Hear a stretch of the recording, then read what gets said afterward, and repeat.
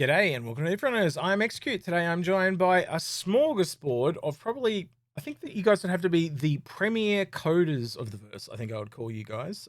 Today we've got the Space Coder, Piggles, and Starlette, and they're all from different places. I guess Starlette, we can find you, you're working with Grim at the moment, aren't you? Grim Yeah, Star Jump and Star stuff? Jump. Yep. Yep.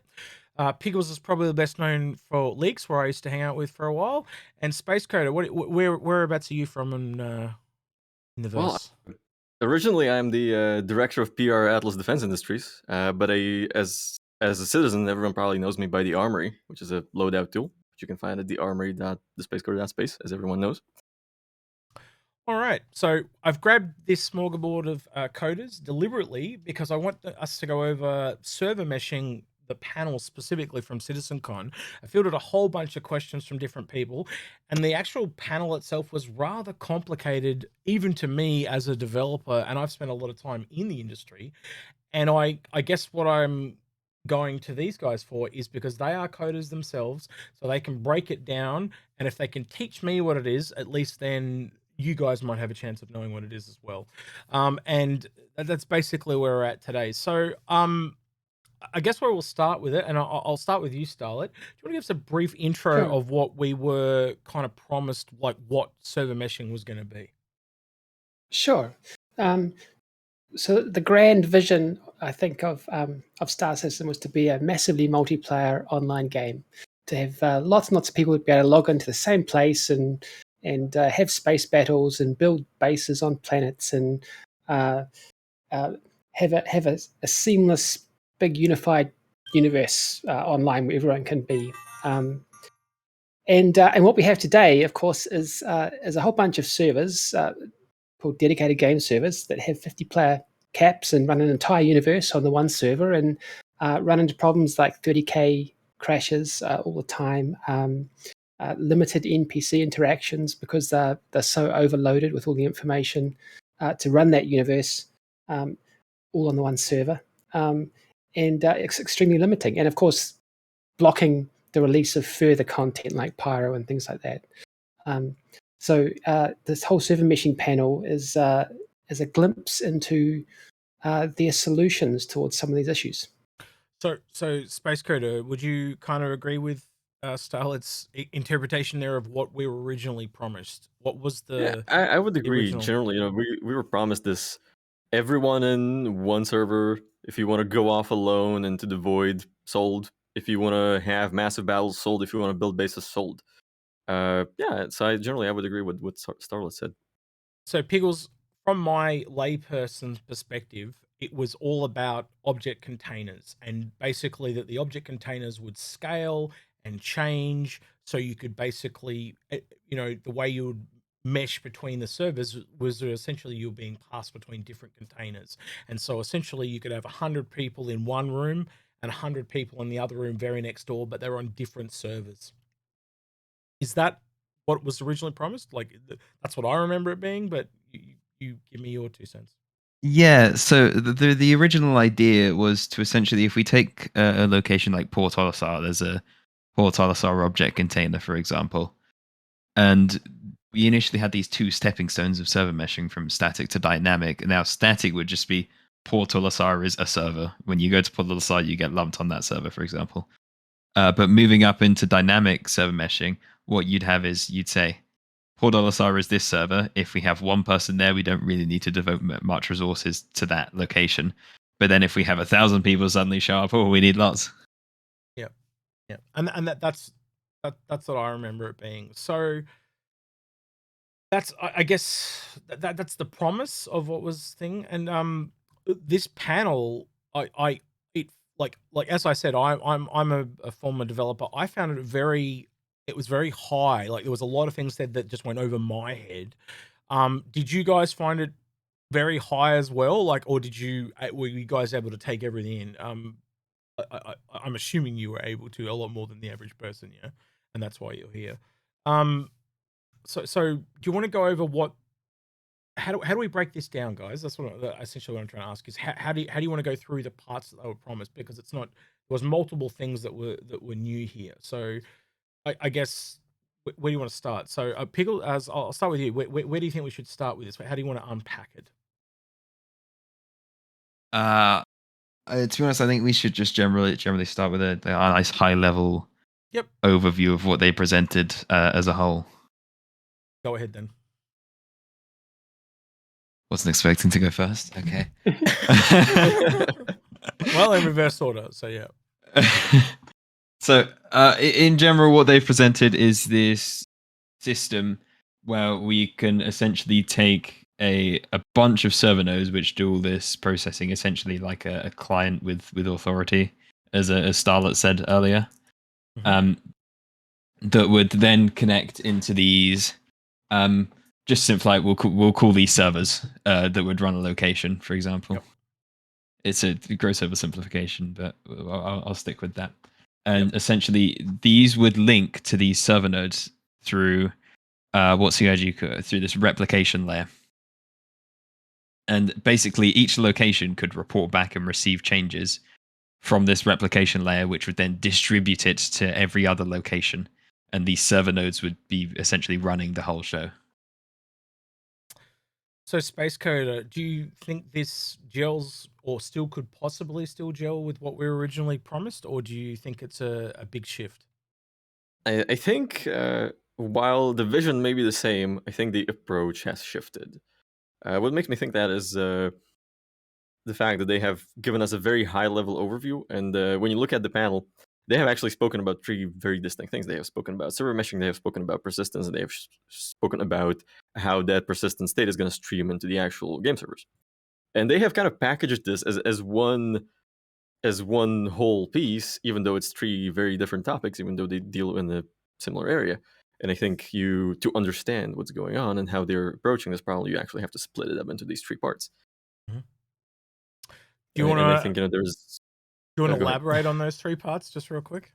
Give us All right, so I'm actually going to start from persistence because that's where most of my experience with the game files and everything goes. So they're trying to split off different persistent storages into one. At least that's my impression. So they have one authority over the long-term state of things in the verse, which makes perfect sense. Then if you move on to streaming, which is going to be the middle layer between the persistent storage and your actual game simulation instances, which is in this case we could call it the replication layer, as the way they called it. And then you have that replication layer as the authority over synchronization between game instances and the long-term persistent storage and then users. And then you have the server meshing itself, which are going to be the shards.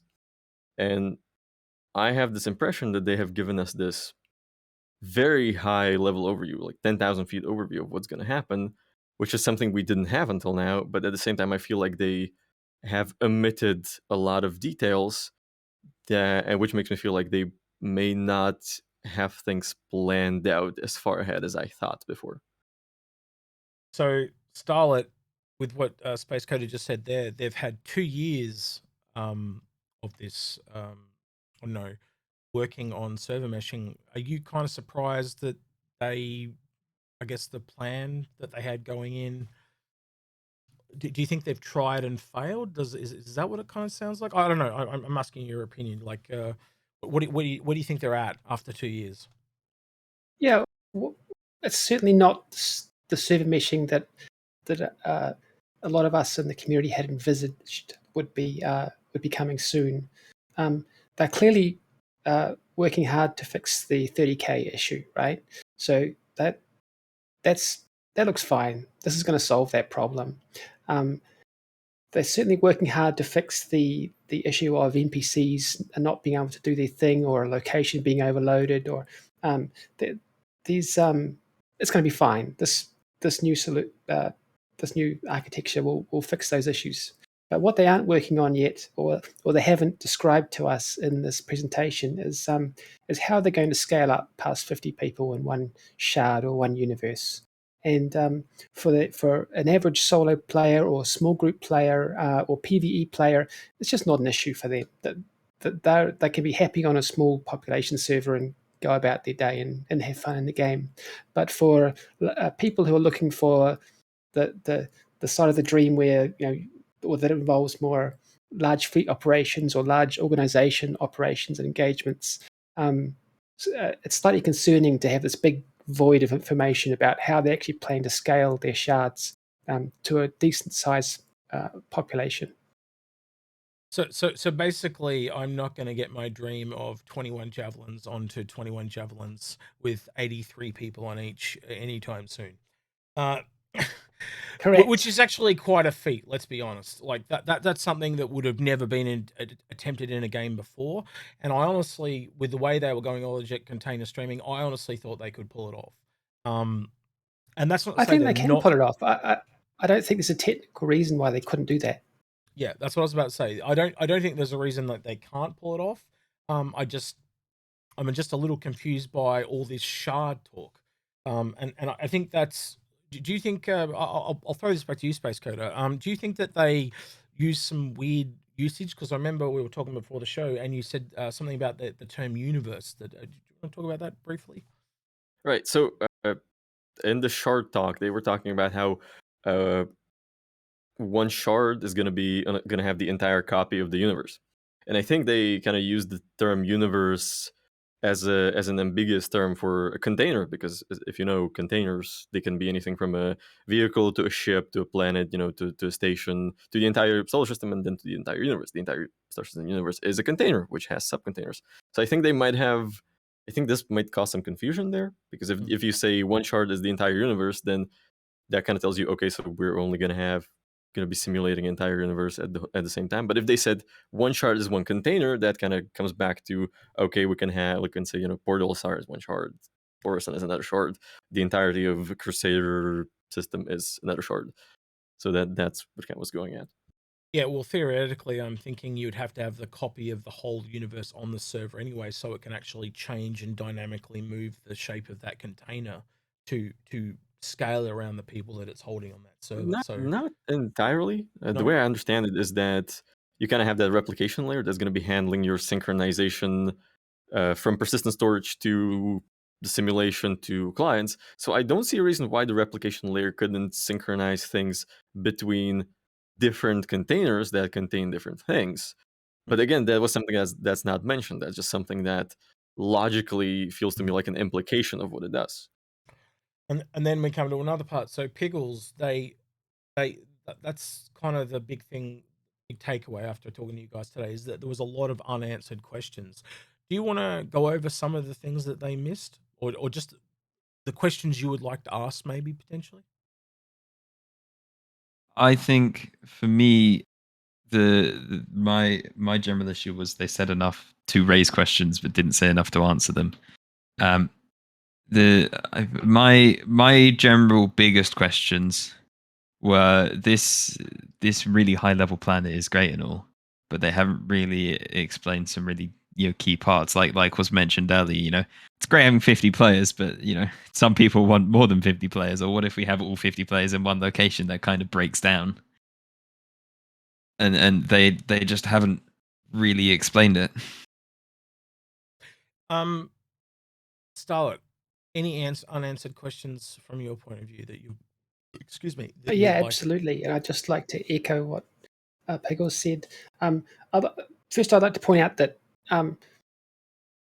having multiple shards is slightly different from having multiple regions. I totally accept that multiple regions will be a reality for us for a very long time, just because of the latency around the world. Maybe one day in the future, Starlink beams those laser lights across the vacuum so much faster that one region is possible. Who knows? But for now, multi-region is totally acceptable and should be what they're aiming for. But within each region, having multiple shards, the glaring question for me is how are you going to scale that number up? It just wasn't addressed at all.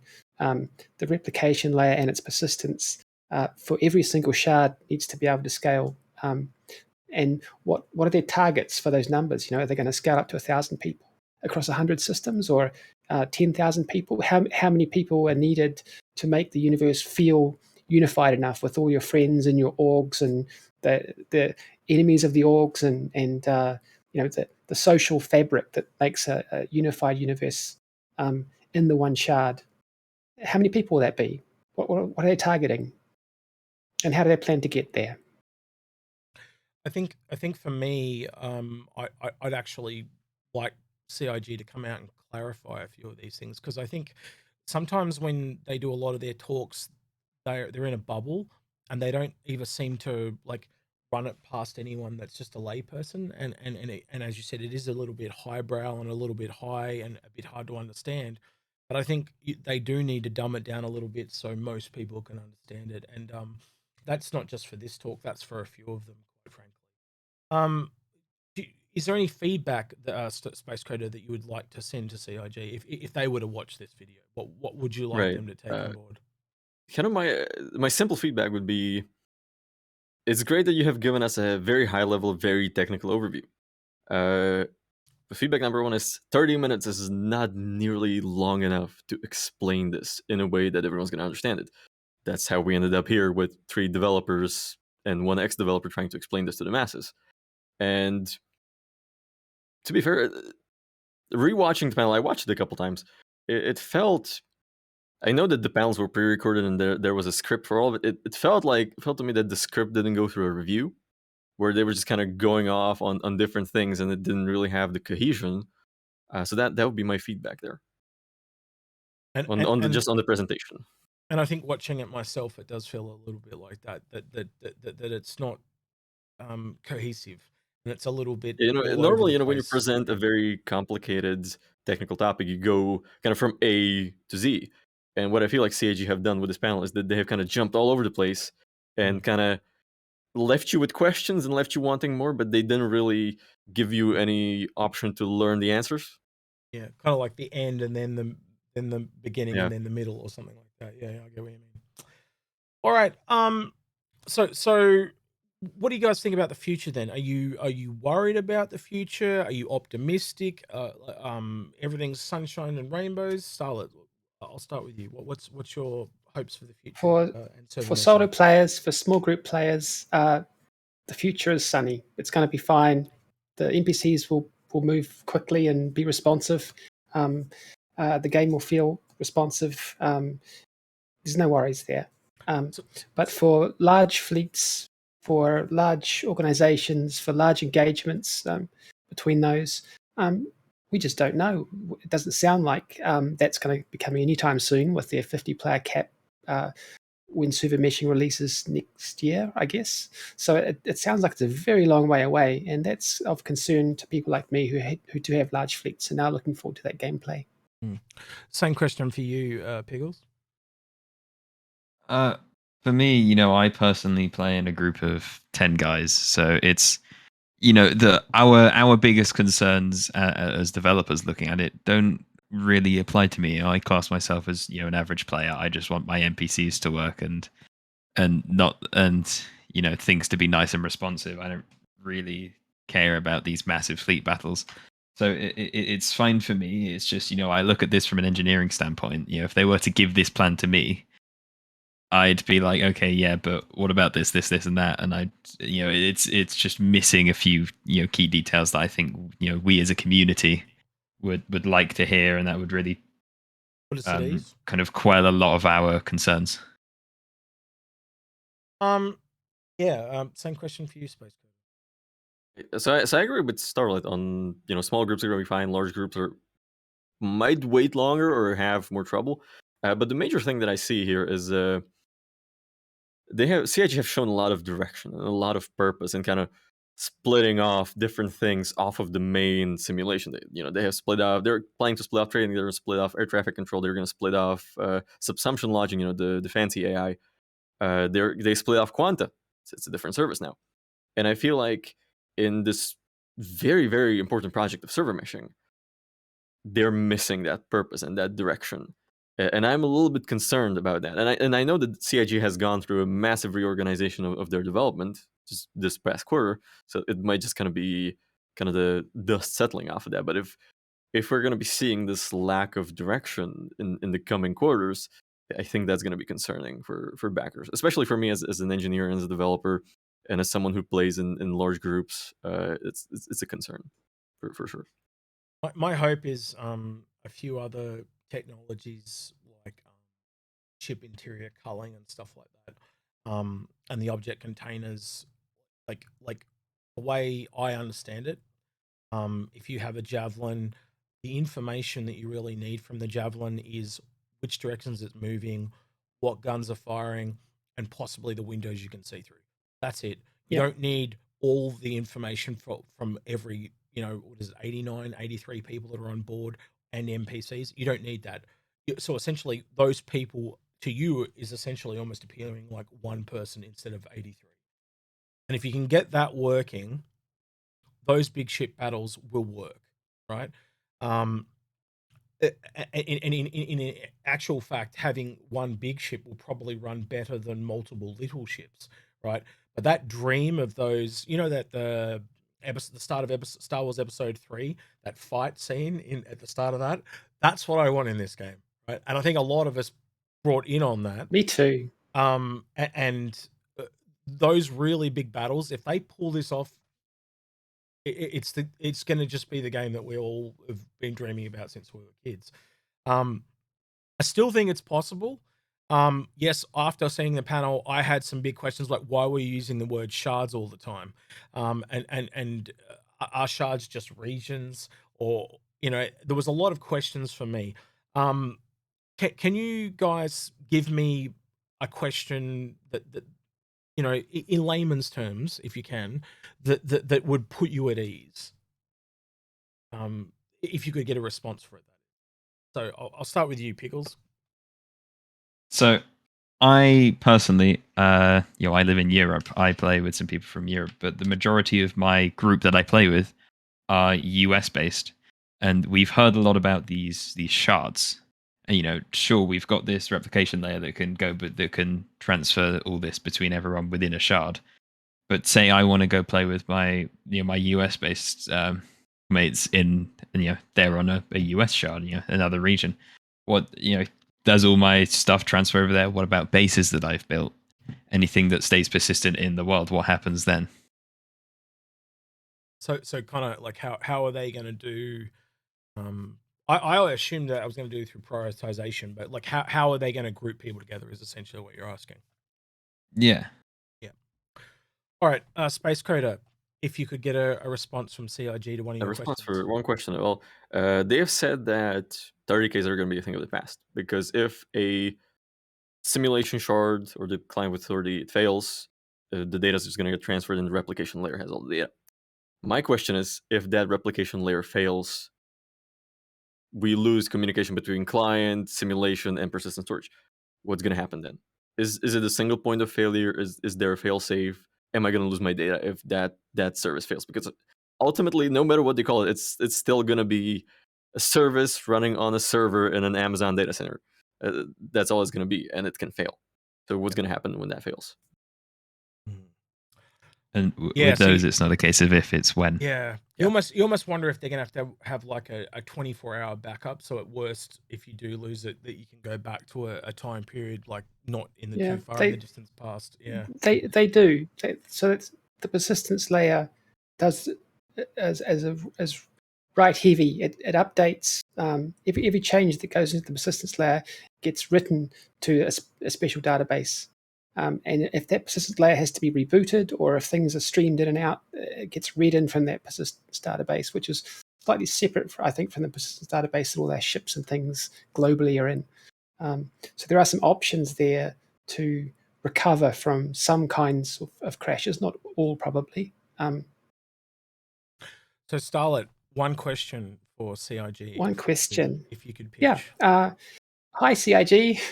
How do you plan to scale out a shard, its replication layer, beyond 50 people?